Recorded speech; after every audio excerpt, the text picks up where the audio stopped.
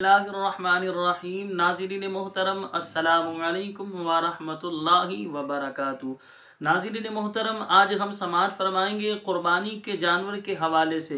याद रखें, अगर क़ुरबानी के जानवर में छोटा ऐब होगा तो शरई एतबार से उस जानवर की क़ुरबानी करना जायज़ है, लेकिन फ़ुक़हाए किराम इरशाद फरमाते हैं ऐसे जानवर की क़ुरबानी करना मकरूह है। मकरूह से मुराद मकरूह तंज़ीही है, यानी शरीअत मुताहरा को नापसंद है।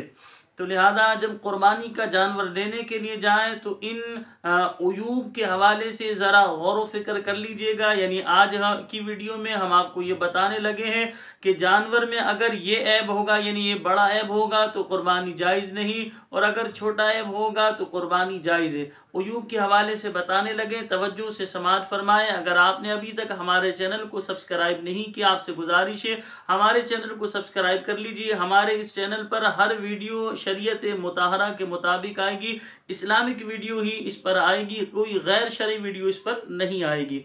आइए मौजू की तरफ आते हैं। उलमाए इस्लाम इरशाद फरमाते हैं जिसके पैदाइशी सींग ना हो उसकी क़ुरबानी जायज़ है। यानी कि जिस जानवर के पैदाइशी सींग ना हो उस जानवर की क़ुरबानी करना जायज़ है, लेकिन सींग थे और टूटे हुए थे। फिर दो सूरतें होंगी, या तो सींग जड़ से टूटा हुआ होगा या ऊपर से टूटा हुआ होगा। तो अगर सींग जो है वो जड़ से टूटा हुआ है तो क़ुरबानी जायज़ नहीं, और अगर सींग ऊपर से मामूली सा टूटा हुआ है तो शरई एतबार से क़ुरबानी करना जायज़ है। इसी तरह उलमाए इस्लाम इरशाद फरमाते हैं जिस जानवर में जुनून है, अगर इस हद का जुनून है कि वो जानवर चारा भी नहीं चरता तो उसकी क़ुरबानी नाजायज़ है। जाहिर सी बात है, जब वो चारा नहीं चरता, इस हद का उसके अंदर जुनून है, तो वो उसके लिए ज़िंदा रहना बहुत मुश्किल होगा। तो ऐसे जानवर की क़ुरबानी करना शरई एतबार से जायज़ नहीं। और इस हद का जुनून नहीं, यानी चारा चल लेता है लेकिन जुनून उसके अंदर है जानवर के अंदर, लेकिन चारा चरता है, तो लिहाजा शरई एतबार से उसकी क़ुरबानी करना जायज़ है। खस्सी जानवर, यानी जिसके खसिए निकाल लिए गए हो, या जो है मजबूब, यानी जिसके खसिए और उज़ुए तनासुल सब काट लिए गए हो, इसकी क़ुरबानी जायज़ है। उर्फ़ आम में ये बात बहुत ज़्यादा मशहूर है कि खस्सी जानवर की क़ुरबानी करना जायज़ नहीं। ये अवामुन्नास में गलत बात फैली हुई है, एक ने दूसरे को बताई, दूसरे ने तीसरे को, इस तरह ये बात बहुत ज़्यादा मशहूर हो गई कि खस्सी जानवर की क़ुरबानी जायज़ नहीं। ये ऐब है और ऐबदार की क़ुरबानी जायज़ नहीं होती। ऐब उसे कहते हैं जिससे जानवर की कीमत में कमी वाक़ हो। हालांकि खस्सी करने से उसकी कीमत में कमी नहीं बल्कि बढ़ोतरी होती है, तो लिहाजा खस्सी जानवर की क़ुरबानी करना जायज़ है। इसी तरह इतना बूढ़ा कि बच्चे के काबिल ना रहा, या दागा हुआ जानवर, या जिसके दूध ना उतरता हो, इन सब की क़ुरबानी जायज़ है। इसी तरह जिस जानवर को खारिश हो, जिसको खारिशती जानवर कहते हैं, तो लिहाजा उसकी क़ुरबानी भी जायज़ है, लेकिन उलमा फरमाते जबकि फरबा हो और इतना लागर हो कि हड्डी में मगज़ ना रहा तो शरई एतबार से उसकी क़ुरबानी जायज़ नहीं। यानी जिस जानवर को खारिश की बीमारी है वो इतना, यानी कि फरबा हो, तो उसकी क़ुरबानी जायज़ है, और अगर इतना कमज़ोर है कि उसकी हड्डियों में मगज़ तक बाकी नहीं रहा तो शरई एतबार से इस जानवर की क़ुरबानी जायज़ नहीं।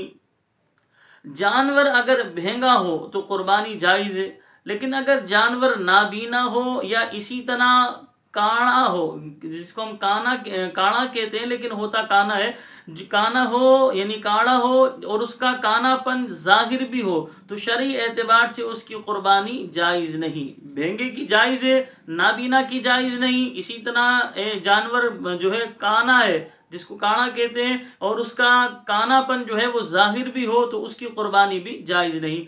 इसी तरह इतना लागर जिसकी हड्डियों में मगज़ ना हो और कुर्बान गाह तक चलकर खुद जा ना सके, तो उसकी क़ुरबानी जायज़ नहीं।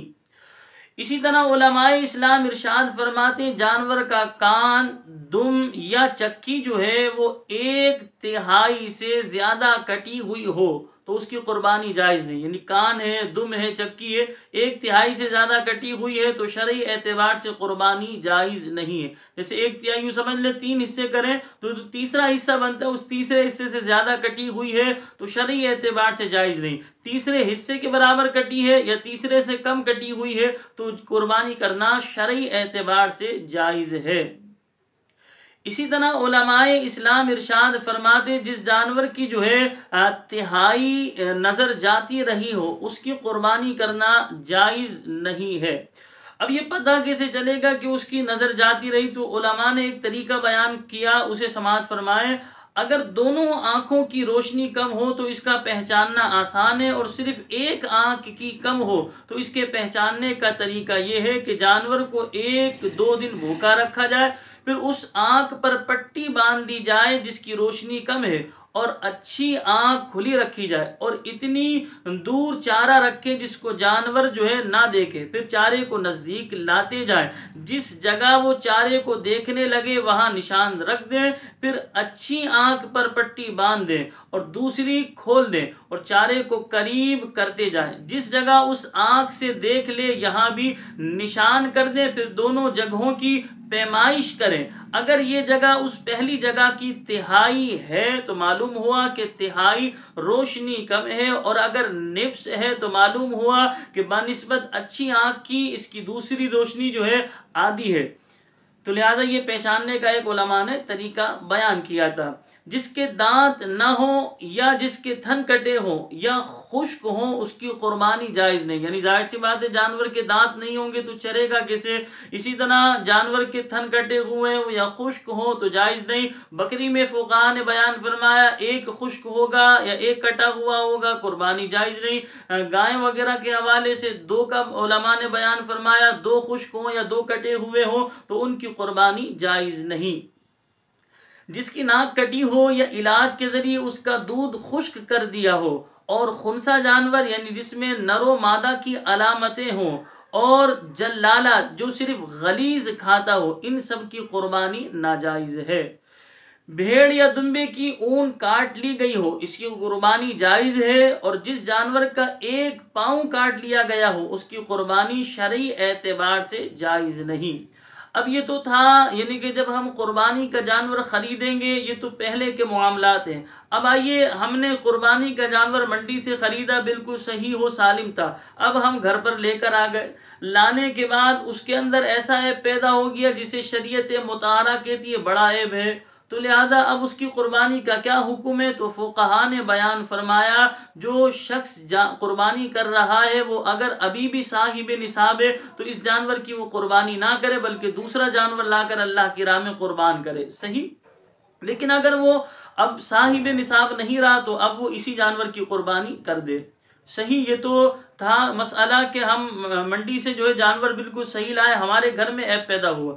अब एक और सूरत बनती है कि जब जानवर को ज़बह किया जाता है, आपने देखा होगा कि जानवर को गिराया जाता है, तो अब गिराते हुए उसमें ऐब पैदा हो जाए और वो बड़ा ऐब हो तो शरई एतबार से फुक़हाए किराम इरशाद फरमाते हैं वो ऐब काबिल कबूल नहीं। यानी उस ऐब के बारे में फुक़हा ने बयान फरमाया कि शरई एतबार से उस जानवर की कुर्बानी करना जायज़ है। इससे जो है यानी कि कुर्बानी के जानवर पर कोई असर मुरतब नहीं होगा। यानी गिराते वक्त जब जानवर को ज़बह किया जा रहा होता है उस वक्त जानवर के अंदर अगर ऐब पैदा हो तो वो ऐब काबिल कबूल नहीं, उसी ऐबदार की आप कुर्बानी कर दें, शरई एतबार से कुर्बानी अदा हो जाएगी।